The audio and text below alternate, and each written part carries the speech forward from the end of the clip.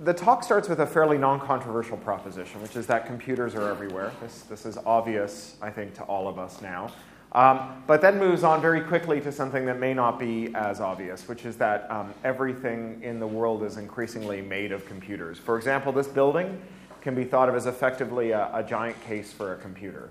If you take the computers out of this building, it ceases to be inhabitable pretty much immediately.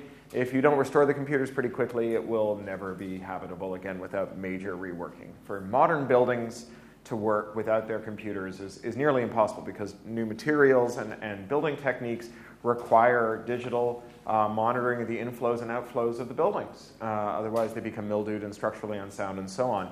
But it's not just computers. Your car is a computer that you hurtle down the road in at 60 miles an hour, or in London at 5 miles an hour, and surrounded by other people who are also trapped inside of their computers, also hurtling down the road at 60 miles an hour.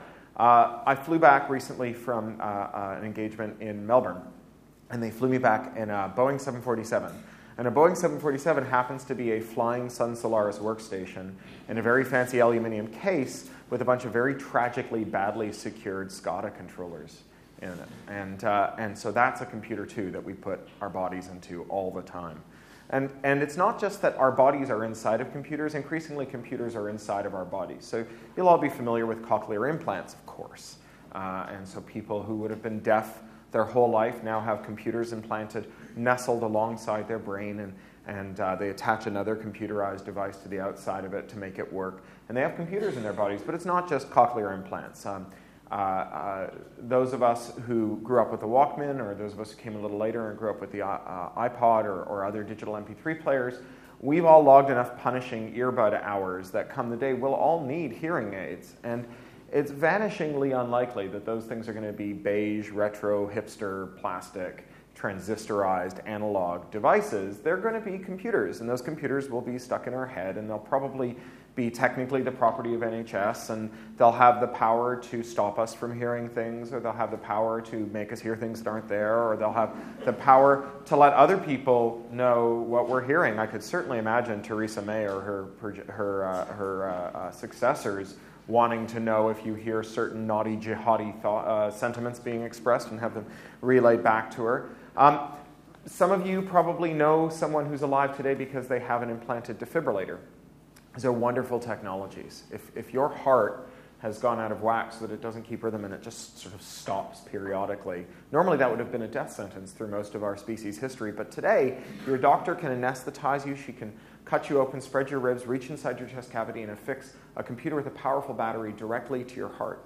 And it listens to your heart beating. When your heart loses the rhythm, it gives you a shock and brings you back to life. This is miraculous stuff. So we have computers in our bodies. We have our bodies inside of computers. We have a world that is increasingly made of computers. And so it follows that every problem in this world will involve computers in some way. In the same way that every problem in this world involves clothes in some way. But you never hear about clothing-related bank robberies, even though every bank robber out there had as a prerequisite for his mischief a set of clothing to wear while he was about it. Right? Nobody has ever talked about clothing-related traffic fatalities, even though everyone who's driving a car, presumably, or at least a large plurality of them, are clothed. And we do, on the other hand, weirdly enough, hear a lot about computer crime and computer problems. And the reason for that is manifold. One, of course, is just mere novelty. Computers are new enough and clothing is old enough that we are accustomed to thinking of things that involve computers as being somehow rarefied, unlike clothing, even though our computers are arguably as woven into the fabric of most of our lives today as our clothing is, and as vital to our functioning in society as our clothing is. So you hear a lot about computer problems arising as a result of computers. And the corollary of that is that lawmakers increasingly look to computers and the regulation of computers as a means of solving the problems that computers are involved with, as a means of solving problems that computers are said to cause. And lawmakers typically employ a couple of heuristics when they try to imagine the fitness of a regulation or the fitness of a subject for regulation. And those heuristics are terribly, terribly inapplicable to computers. And this has led us to a moment that I believe to be quite dangerous, and has set us on a path that I think is more dangerous still. And that's what I'm really going to talk about today. So the heuristics that lawmakers employ when they're looking to regulate things, one of them is that they look to see whether a technology that they're going to regulate is general purpose or special purpose. Because general purpose things are usually not fit subjects for regulation, right? Every bank robbery involves wheels, but nobody's ever called for the bank robber-proof wheel, right? If I said, make me a wheel that is useful for all the functions in our world that are wheel-like, but has no utility to a bank robber, you would say that's a fool's errand. And moreover, you'd say, if we tried it, we would cause more mischief than we could ever hope to prevent. But special purpose technologies, on the other hand, are fairly regulatable. So if I were to observe that distracted drivers talking on the phone cause a lot of wrecks, I might propose a rule that says you can't build a phone into a car. You might disagree about this rule. You might disagree about whether it's proportionate. You might disagree about whether it's a good rule. You might disagree about my intelligence gathering and the conclusions I drew from it. But you would never disagree that on the basis that if we took the phones out of the cars, they would cease to be cars. We all understand that you can remove the phone feature from a car without doing violence to the underlying utility of the automobile. Now, lawmakers, in attempting to determine whether something is general purpose or special purpose, often apply a rule of thumb, which is whether they're simple or complicated. Because general purpose things are almost always simple things, and complicated things are almost always special purpose. But computers are different. Computers are both general purpose and very complicated. So complicated that you can't actually make out their salient features without electron tunneling microscopes. Right? These are truly black boxes for most people. They can't even imagine what's going on inside of them. And they have lots of features, and lawmakers therefore imagine that they could commission of the world around them a computer that runs all the programs except for the one that's causing a problem. And that appears to them to be a good enough idea. Now, we don't have any way of building a computer that can run every program except for the one you don't like. Our closest approximation to that is a computer that runs every program but has some spyware in it that's waiting for you to do something that the manufacturer doesn't want you to do, that has been prohibited. And when you try to do it, that spyware swims to the fore and it says, I can't let you do that, Dave. And since nobody wants the I can't let you do that, Dave program, if there was an icon on your desktop labeled HAL9000.exe, you would drag it into the trash. That program has to be nestled in a computer that is somehow also designed to try and hide things from you. Because if that program is easy to remove, you'll remove it. If it shows up in the process list, you'll kill the process. And so we have this mandate, effectively, as soon as you try to solve a problem by undoing a computer's ability to run some program, you also end up with a mandate to put a backdoor in that computer, to hide some way for the computer to override and hide from and trick and lie to its owner. And that's the second heuristic that lawmakers fall afoul of, the second fallacy that lawmakers fall afoul of. And it's the idea that you can put a backdoor into a computer that undoes all of its security, but you can design that backdoor in such a way that only the good guys will use it and only for lawful purposes. And that, too, gets us into all sorts of mischief. Now, lawmakers have lots of problems that they want to solve by changing computers. They want to say, make me a computer that can run every program except for the ones that infringe copyright.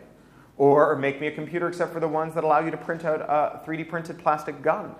Or make me a computer that runs every program but doesn't allow the self-driving car to go drag racing. And so those calls for broken computers, for computers that can't run these programs, only get more vociferous as time goes by, and they always create more problems than they solve. And to understand why, you have to understand something from computer science theory. And many of you are involved in computer science, and this will be old hat for you. But for those of you who aren't in computing subjects, I'll go over it quickly. And that's the idea of the general purpose computer itself.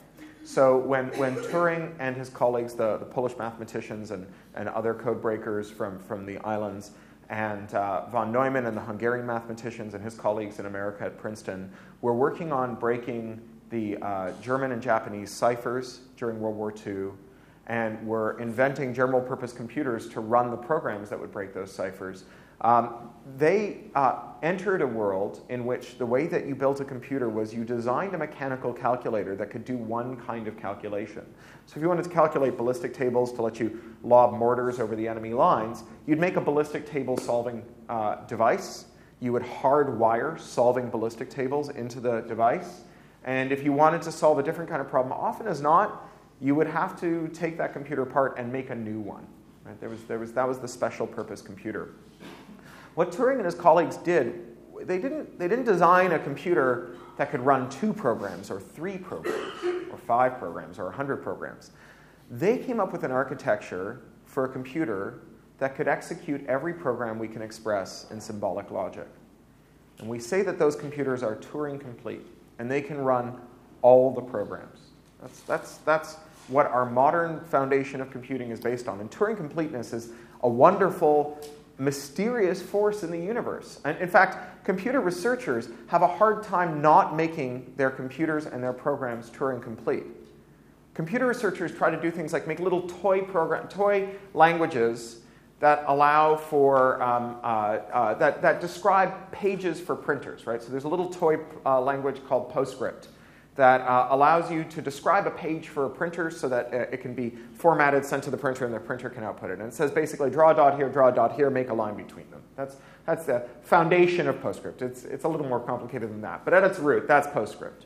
PostScript turns out to be Turing complete. It turns out you can write viruses in PostScript. Ang Kui, a great researcher from the States, gave a presentation at the Chaos Computer Congress a couple of years ago in Berlin, where he showed that he could write a virus in PostScript such that when you printed your document, it would hijack your printer. And of course, printers are very powerful computers. They through much of history, our printers were the most powerful computers in our offices. It will hijack your printer, and it will cause it to sniff your network and probe all the computers behind your firewall for known vulnerabilities, hijack them, and then establish tunnels out of your firewall for him to access all of your documents. And even better than this, it also, the little proof of concept virus he wrote, it would also, whenever you sent a patch to the printer to change its operating system to get rid of this vulnerability, it would accept the patch. It would change the little number that shows up on the screen when you turn it on, operating system version 10.9,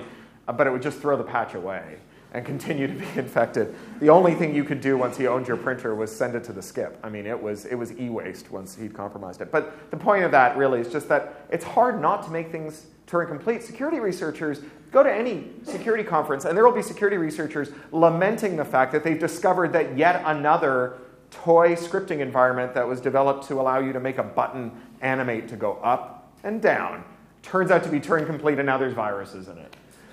It turns out that card games can be Turing complete. Magic the Gathering, with a large enough deck of Magic the Gathering cards and the right set of rules, you have a Turing complete computer, albeit a very slow one. And so all Turing complete computers are equivalent in that they can all execute all programs that are expressed in symbolic language. And so that Magic the Gathering deck is in some sense equivalent to the high-performance computing system used by the Large Hadron Collider, albeit much more slowly. It could run all those programs. It might take you more cards than there are hydrogen atoms in the universe, and it might take you more cycles than there are time remaining between now and the heat death, but it could eventually run all the programs that are being done to find the Higgs, right? So Turing completeness is there, and Turing completeness is wonderful. Turing completeness is difficult. We can't get rid of it. And importantly, although we know how to make a computer that can run one program, and although we know how to make a computer that can run every program, there's no basis in theory for a Turing complete -1 computer, a computer that runs every program except for the one that you don't like, which is how we get to this spyware world. Now, for the spyware to work, for the I can't let you do that, Dave, program to be viable, it needs not just computer code, but legal code too, because it has a very, very fragile existence, this spyware. because it's based on a secret. It's based on a secret that is latent in a computer that you own and that you possess and you can take to your lab at the university and subject to your electron tunneling microscope. It's based on a secret that you're holding in your hands. And so that secret is incredibly fragile. And as soon as the secret gets out of where the I Can't Let You Do That Dave program is and how to disable it, everyone will disable it because no one wants it. I mean, there are people who are indifferent to the program that stops them from installing third-party software on their iPhone. But there's nobody who woke up this morning and said, you know what I've always wanted? A phone that's only locked into one vendor. I wonder if Apple's made that phone, right? So since there's nobody who wants it, and there are a bunch of people who don't want it, anyone who has the opportunity to remove it will avail themselves of it. It will not last very long in the world, in the absence of some non-technological measure for backstopping it. So we have that non-technological measure. It's a law. It's a law that originates in the United Nations with a specialized agency called WIPO, the World Intellectual Property Organization. WIPO has the same relationship to dumb copyright law that Mordor has to evil. It's kind of ground zero for this stuff.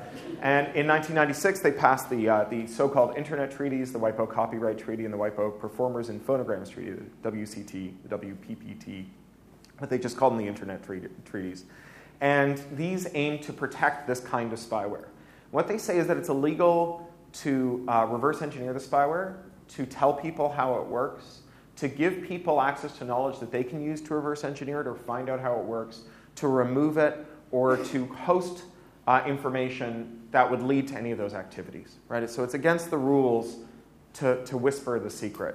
And it doesn't really have any nexus with stopping piracy. You'll notice that whenever there is a technology that is locked in some way, very quickly the key is produced by the world at large. So the DVD locks, the locks that stop you from copying DVDs, they were broken about 10 years ago by a Norwegian teenager named Jan Johansen and a group of friends, mostly in Germany, also teenagers, in an afternoon, for laughs. Basically, Jan had brought home a disk. It wouldn't play on his computer. He decided he would crack the disk so he could play it on his computer, and then he told everyone else how to do it. More recently, you may remember that there was a competitor to Blu-ray called HD DVD. Do you remember HD DVD? It was kind of an also-ran format. And HD DVD's prime, there was a guy who had bought some HD DVD discs while he was abroad, and they wouldn't play on his computer, on one of his computers, because it had the wrong region. Now, playing a DVD on a computer that's localized to the wrong region is not piracy. It's in fact the opposite of piracy. It's buying your movie and then watching it. Right? Piracy is not buying a movie and then watching it. What he wanted to do was buy a movie and watch it. He wanted to commit an act of non-piracy. And the disc wouldn't let him. So this guy, he calls himself Mueslick64. He's a hacker so fearsome he named himself after a breakfast cereal. He reasoned correctly that somewhere on the DVD itself there must be the key for descrambling the DVD, right? or in the players. One of those two, right? Because otherwise, somewhere in this computer was the key, right? Because he could see the DVD on the computer that had the right region, and so he knew that the key must be in there because that's the only way the video could be descrambled. And he figured, I'll extract that key and I'll write a player that runs on all my computers, and that way I won't have to monkey around with this stuff. And so I can commit my act of non-piracy. So he stuck the disk in, and he started it playing, and he saved the contents of his computer's RAM to the hard drive. So we've got a big file, a RAM dump.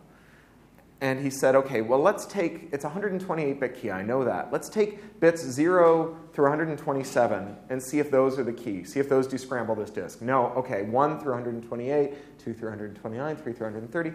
Not very minutes later, he had the key, which he published. And you may remember that Reddit and lots of other websites, they were all just filled with this 128-bit number every day, all day, and there were all these fights because this number was an illegal integer. Right? This integer was illegal. It was illegal for you to know or tell anyone else because it was the key.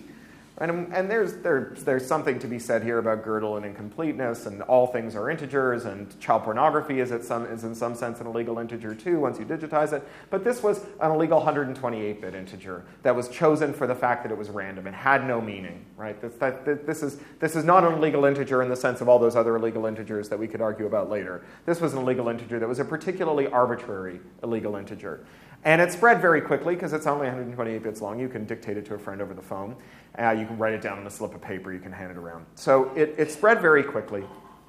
And the studios really, they tried everything they could to take it down before giving it up. There was a hilarious moment where it was live on 600,000 web pages. And the studios were arguing in the press and in courts and so on that it was a trade secret. And this is a very specialized definition of secret, meaning a thing 600,000 web pages have published. It's a definition that means not a secret. So let's go back to Turing here and talk about why this stuff gets broken so quickly. Because it's not that the studios are Muppets, right? It's not that they lack for, except for the Henson studio. It's not that they lack for cryptographers. They can hire cryptographers. You know, they got money, and that the people who work there are smart. It has to do with the kind of problem they're trying to solve. So I'm going to do a bit of sort of crypto 101. Again, my apologies for those of you in computers, but it's elegant and cool, crypto, and so we're always worth kind of running over. So the maths behind crypto are insanely complex, and I'm not even going to get into them because I don't understand them. But the primitives, the theory of how crypto works, if you accept that the math all works, the primitives are really cool and easy to understand and quite elegant. So in the kind of Bletchley Park world of crypto, you had three people who wanted to talk to each other in the kind of simplest model. You had Alice and Bob, who were friends and needed to get messages to each other.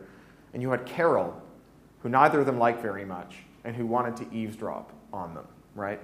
And Alice and Bob are communicating by radio because by the time World War II rolled around, everybody was communicating by radio because whatever secrecy advantages you got by sending messengers back and forth to the line on foot or motorcycle or whatever, they were dwarfed by the strategic advantage of instantaneous, distance-independent communication and the reliability of that communication. So everybody was using radio. So Carol is assumed to be able to hear everything Alice and Bob say, so they scramble it. Now, the system that they use to scramble it, the cipher, Carol also knows that. And the reason Carol knows that is because there is no experimental methodology for validating a security system except telling everyone how it works. Sounds a little counterintuitive on its face, but anyone can design a security system that's so secure that he himself can't think of a way of breaking it. And all he's proved is that he's made a security system that works against people who are stupider than he is. So unless you let everybody else know what assumptions you've made in your security system, you won't know whether you've made good assumptions. You have to spread the information about your security far and wide. It's kind of a parallel to the Enlightenment itself. You know, the idea is a good topic for Scotland. The Enlightenment. Before the Enlightenment, we had alchemy, and alchemy looked a lot like science, except they never told each other what they'd learned, and so they were able to engage in follies. And it meant that every alchemist discovered for himself the hard way, despite what he believed to the bottom of his heart, that drinking mercury was actually not a good idea, right?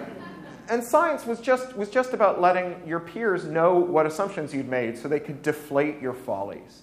And so that's just a microcosm of what you see in crypto already. There is no security and obscurity. Security is a process and not a product. The way we make things secure is by telling people how they work, waiting for them to find the flaws that we've made, fixing those, waiting for new flaws to be discovered, fixing those, and so on. So Carol, of necessity, knows Alice's and Bob's secret method for making secrets. What Carol doesn't have is the key. The key is proprietary to Alice and Bob.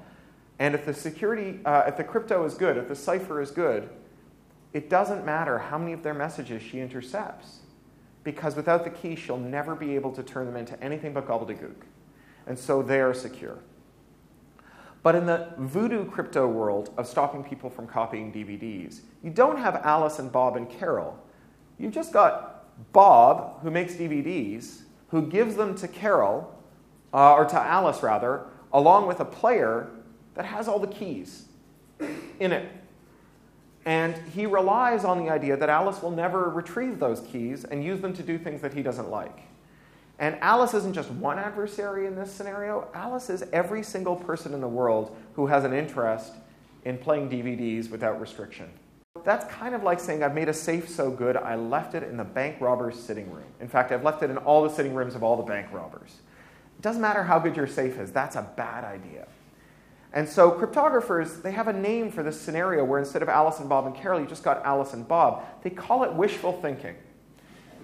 because there is no way to give someone the keys and then ask someone you don't trust the keys and then ask them to behave as though they don't have the keys. It's a fool's errand. So why do they continue to include this in their technologies? After all, if they're spending a penny on anti-copying stuff that doesn't work and their competitors aren't, that's a penny out of their margin that their competitors are not suffering, and presumably the market would even this out very quickly.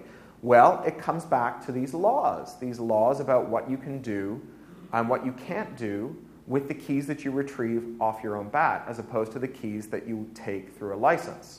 So if you want to make a DVD player that adds features that the DVD players of today don't have, say one that makes a jukebox, like your iTunes does, where you stick a CD in and it rips the CD and it turns it into a jukebox on your computer. You want to make a DVD version of that. Every time you stick a DVD in, it rips it, sticks it in your computer. In order to do that, you could just write that software. DVD Jan gave us the keys 10 years ago. They're around. They're easy to get. Go off and do it. But if you have an address where you can be found, they will come and sue you down to your knickers, because it's against the law to make a player that interacts with their player, with their media, unless you get the keys from them lawfully. If you take the keys, then you are breaking these international rules regarding the disposition of this spyware to stop you from doing things that the computer doesn't want you to do. And so what that means is that the studios get to create anti-features, features that increase their profitability, but do so at the expense of what their customers actually want. And they can rest assured that nobody is ever going to make a bolt-on technology, a spare, an interoperable technology that can plug into their ecosystem that restores those anti-features that they've taken away.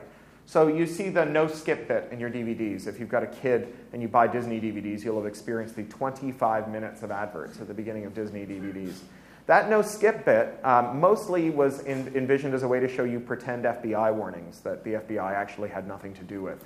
But it has morphed into an incredibly profitable piece of business, because when you apply the no-skip bit to an advert, that advert becomes much more valuable. The person making the sales call to the company who are thinking of placing an advert at the beginning of your DVD can assure the person who they're talking to that not only will their advert go out on DVDs that'll be fanned out across the world, but that they won't be skippable, that the people sitting in front of them will have to watch them. In the era of PVRs and online video, it's practically the last non-skippable ad in the AV world.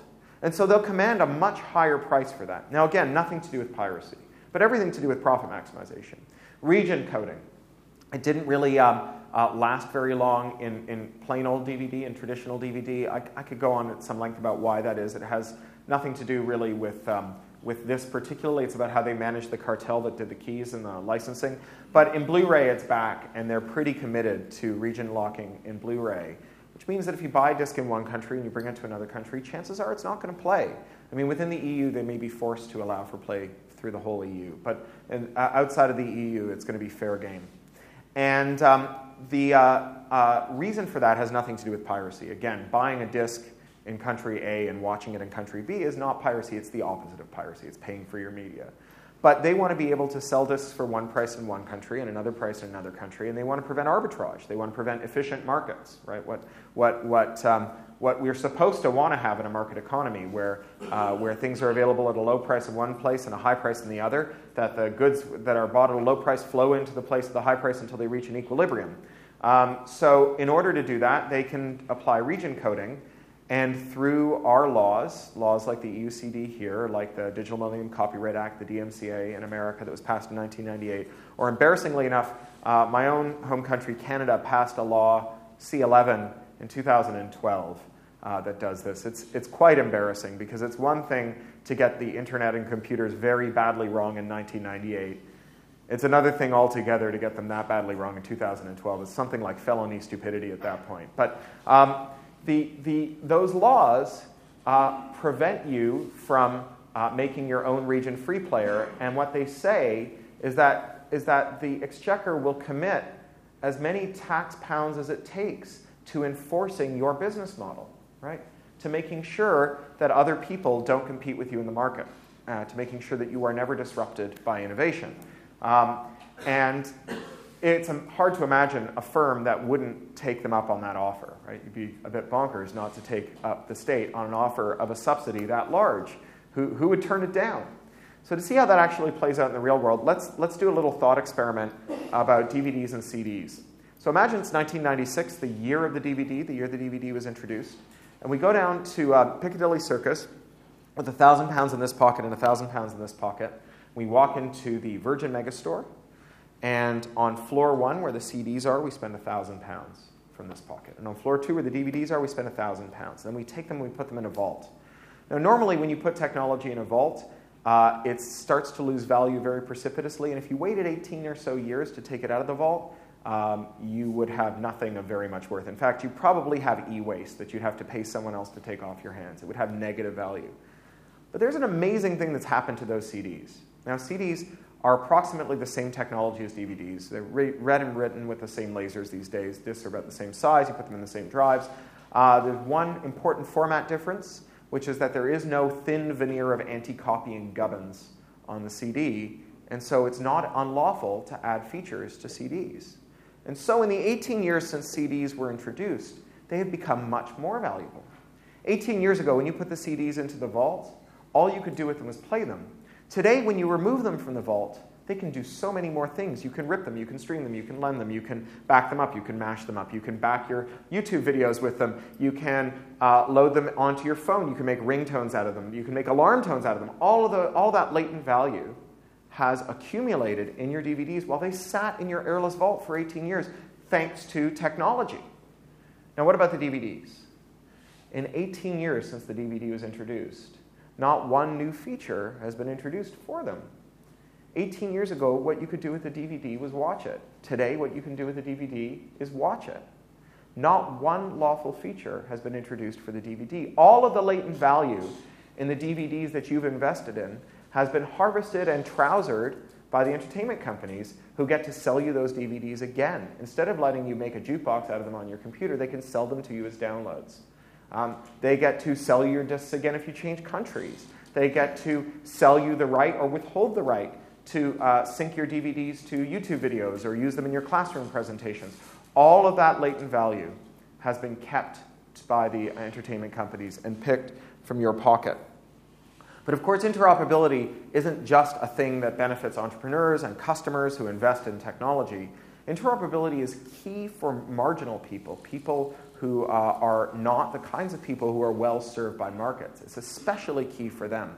So, for example, the Royal National Institute for the Blind and the World Blind Union spend a lot of money adding in accessibility features to common technology because blind people are not enough of a market for many firms to bother figuring out how to add features that make them accessible to their products accessible to people with visual impairments. And it's not just people who have visual impairments, it's impairments of all kinds. And we are all of us only temporarily able-bodied. If you live long enough, you will almost certainly be legally blind and also likely to suffer other mobility and disability problems as you get older. And so we are all that market, but never all at the same time. And so that market is never one that attracts a huge amount of investment, except through people working together to help themselves in non-market ways, through cooperatives, through pressure groups, through the World Blind Union, and so on. And of course, it's not just people who are disabled, it's also people who are economically disadvantaged, particularly in the developing world. So traditional technology is often not localized into minority languages, especially in very poor countries. And that means that you have a double burden in terms of acquiring technological mastery. Not only do you have to acquire the technological mastery, but you have to do it in a foreign language. And this takes people who are already starting several yards back at the starting line in the global race for a good life. And it ties a weight to their ankles as well. But where you have technology that can be freely interoperated with, where there's no injunction against adding features to the technology, all it takes is one person who speaks both nerd and whatever language you're interested in to make the localization happen. And so with free and open source software, which is kind of the apotheosis of this interoperable software, you see widespread localization all over the world by people who take it on not as a market-driven activity, but as a philanthropic or personal activity or an activity about helping their friends and neighbors. And indeed, some of the most successful products we have now in the developed world have their origin in the developing world.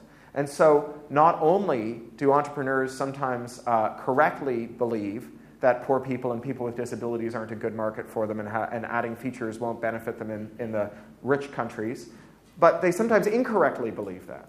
So Ubuntu, a version of the GNU Linux operating system developed for use in rural schoolhouses in sub-Saharan Africa where there is no technical support, Ubuntu has become one of the most successful operating systems on the desktop in the developed world, too. It's what I use every day. And it's free, it's open, and its features have been added to by a global community, including people from all over the world, including countries that no one tries to make technology for, who've made the technology for themselves. And so that's the other thing you get when you have a fair playing field for that sort of innovation. But worse than the impact on innovation from these kinds of strictures are the security risks. So you can't install a backdoor in a system and assume that only the good guys will use it and only in lawful ways. Back in 2005, Sony BMG, a record company owned by Sony and Bertelsmann, decided that they were sick of people ripping their CDs. And so they issued 51 new audio CDs, 6 million copies of these CDs, into the market.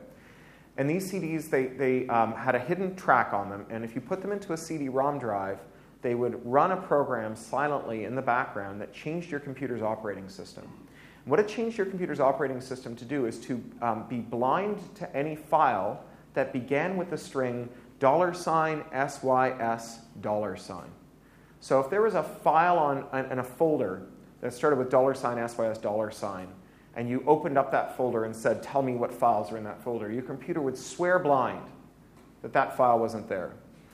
And if that file was a program and it was running and you opened up the process manager the way you sometimes have to do when your computer's all hung up and it's the little watch cursor is spinning and you can't quit Word or something, and the person you know who knows computers says, go into the process manager and find Word and kill it, or maybe that's you.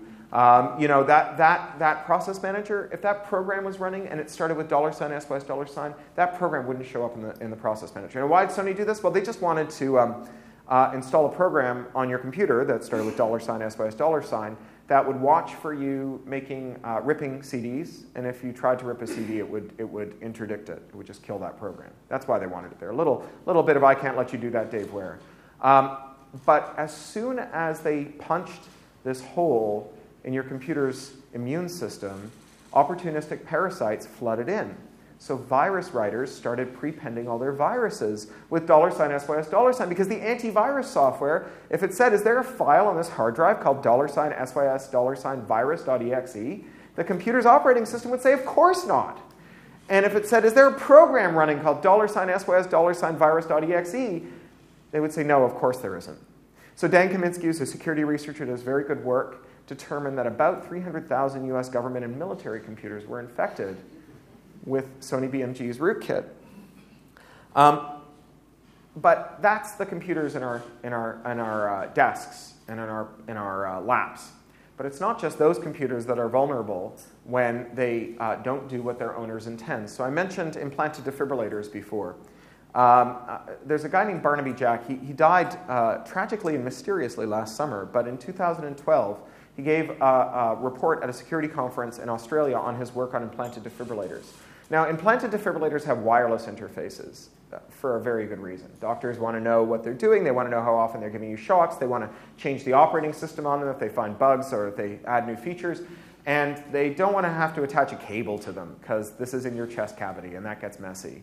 So they gave it a wireless interface. And from 30 feet away, Barnaby Jack could detect your defibrillator's wireless interface, and he could reprogram your defibrillator to seek out other defibrillators, like when you go to the clinic for people who've got implanted defibrillators, and rewrite all of those so that they did it too, and then delivered lethal shocks to the people who had the defibrillators in their bodies.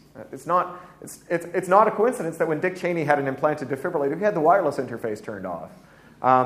Because it's really, really bad news when your computer doesn't do what it's supposed to do, when your computer doesn't listen to you, when your computer isn't acting on your behalf.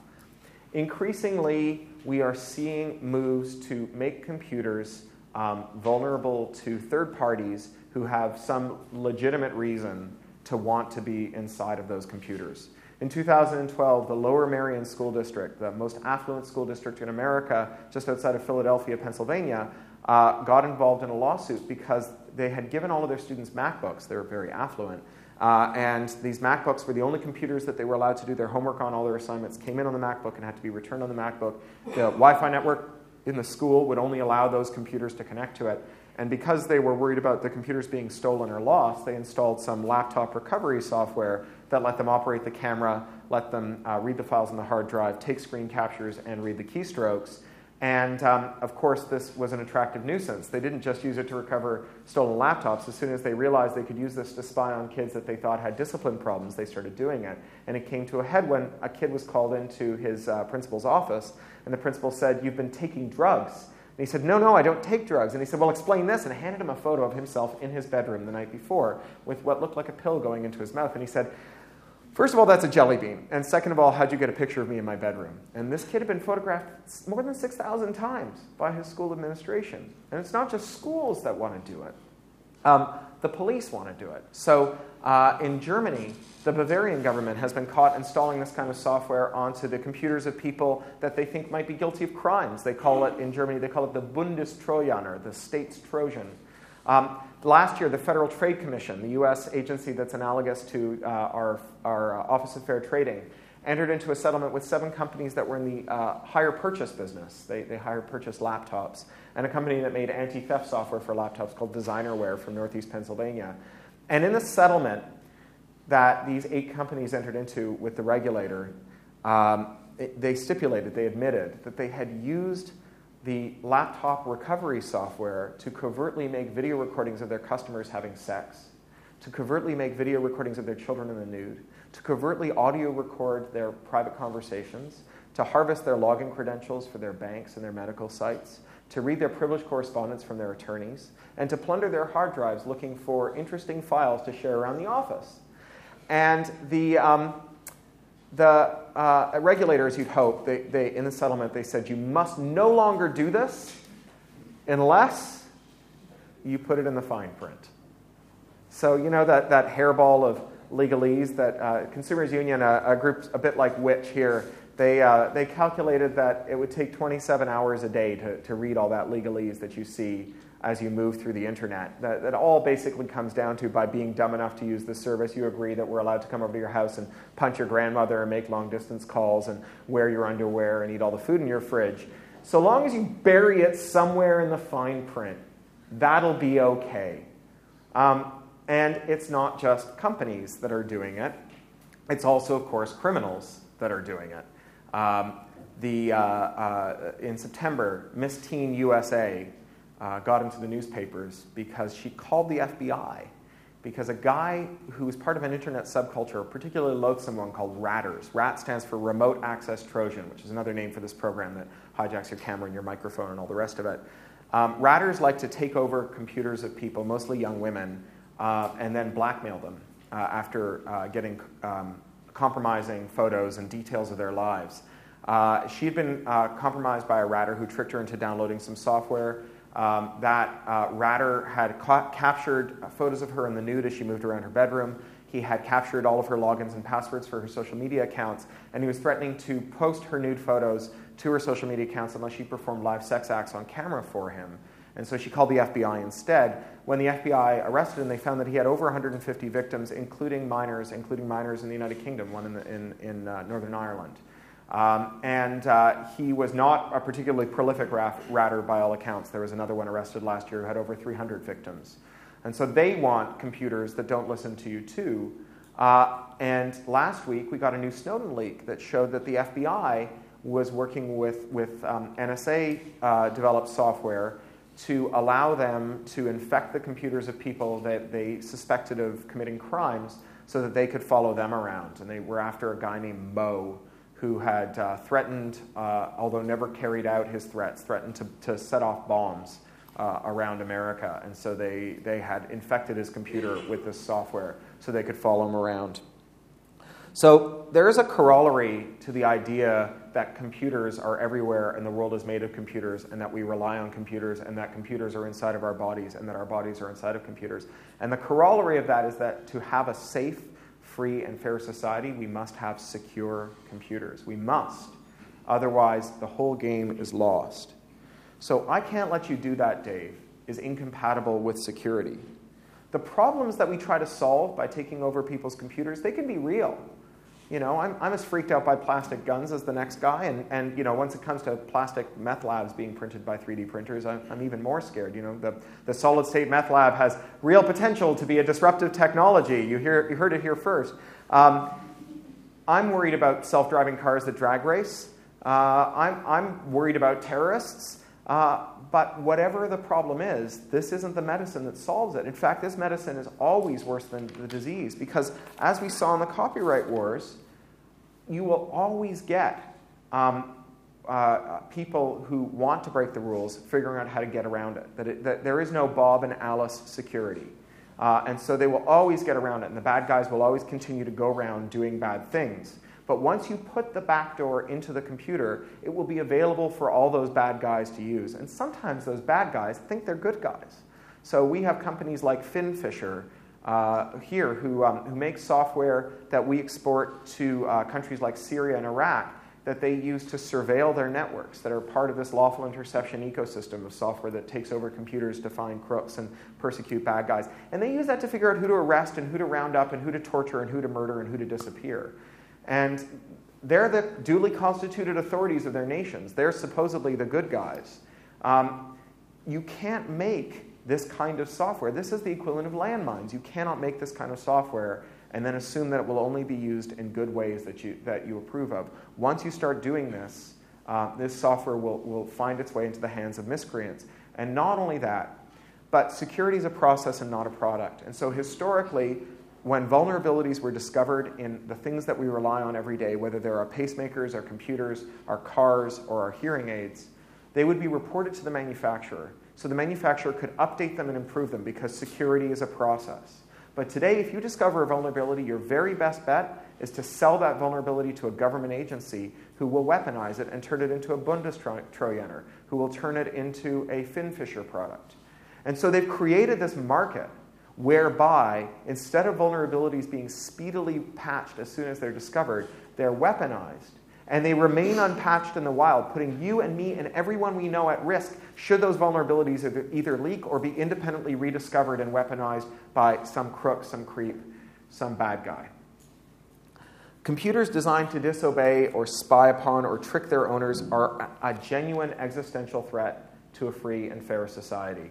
One of the most important Snowden leaks to date was the revelations about Edgehill and Bull Run. Edgehill was the British name under GCHQ. Bull Run was the name the NSA came up with this program, which is a $250 million a year program to sabotage computer security. It was spent on infiltrating computer security standards bodies and undermining those standards, on inveigling, arm-twisting, bribing, or threatening computer companies into putting backdoors in their software and hardware so that they could access them. Spending a quarter billion dollars a year to make computers less secure is madness. It's depraved indifference to the true security of the nation. Now, it's tempting when you hear a talk like this to do one of two things. The first one is to either aver that you are going to go home and install all kinds of crypto on your computer and start using more secure channels. And I think actually that's not a terrible thing to do. I'm all for it, right? Go and encrypt your hard drive. Even if you're using Windows, it turns out BitLocker, Microsoft's disk-level encryption, is pretty damn good. So encrypt your hard drive. Learn how to use email encryption. Learn how to encrypt your SMSs. Learn how to encrypt your vital data, and take good security steps. But that will never, ever be enough. As important as that is, and as good as that is, and as useful as it is, and as easy as it is. It's an hour or two of figuring out how to do it, and then you'll know how to do it, and you'll know how to do it forever. It's like learning to use a new piece of software. It's not that complicated. It's just tedious for an hour, and then it just works. So go out and figure that out and do that stuff. But it doesn't matter how well encrypted your email is. It doesn't matter how secure your mail server is if everything that you do at some point is emailed to someone who's got a Gmail account. And that Gmail account is in a data center that the NSA has a black box in, and where they've wiretapped the fiber lines going in and out of it. You're only as secure as the people that you interact with in an ecosystem. So the other temptation after you hear a talk like this is to give up It's to have a council of despair. It's to say, well, I can't do anything about it. But I toured a book last February. I had a novel come out, Homeland, which was the sequel to my book, Little Brother. And I went on this amazing, grueling, insane U.S. tour where I was in 23 cities in 25 days. And the first night was in Seattle. And at the end of the talk, a woman put her hand up and she said, I'm very scared now. What do I do? How do I make my devices secure? And I said, I don't know. I can't make my devices secure. I was a systems administrator 10 years ago. Today, that barely qualifies me to change the batteries in my smoke alarm. But I'll tell you what, if I just told you about water safety and told you about how improper water safety results in you and everyone you love dying the most horrible death imaginable, you wouldn't say, right, well, how do I build a water filtration plant in my backyard?